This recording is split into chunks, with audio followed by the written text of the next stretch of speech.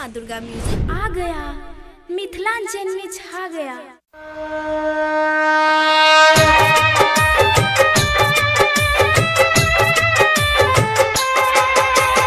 अखन अपने सब सुन रहल छी राम कुमार के आवाज में।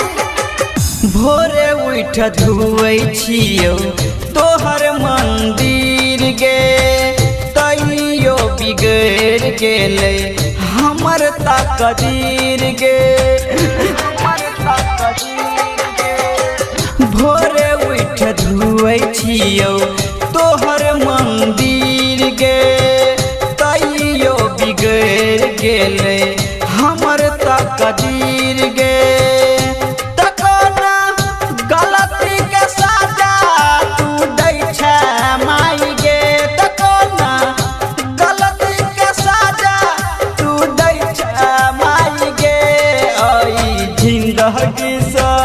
भागल तंग अपना त्रिशूल सलाले हमर जान माई गे, आई जिंदगी सा भागल तंग अपना त्रिशूल सलाले हमर जान माई गे।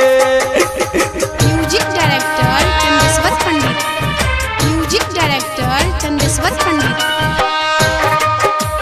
जय माँ दुर्गा म्यूजिक मझोली बाजार।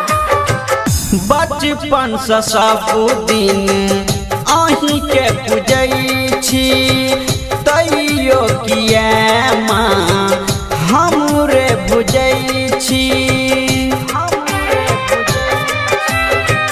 बचपन से सब दिन अहीं के पूजै छी, तैयो किया माँ हमरे बुझै छी।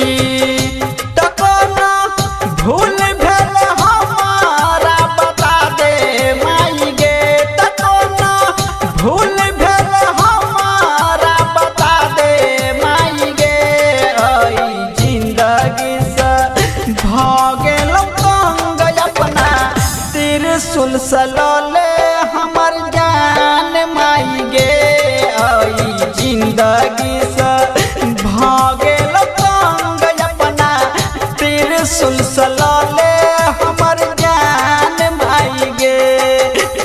म्यूजिक डायरेक्टर चंदेश्वर पंडित, म्यूजिक डायरेक्टर चंदेश्वर पंडित।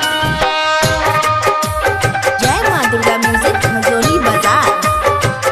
दुनिया में ककरो पर करे नहीं कोई दाया, बिगड़ल नसीब माई मिले नहीं छाया,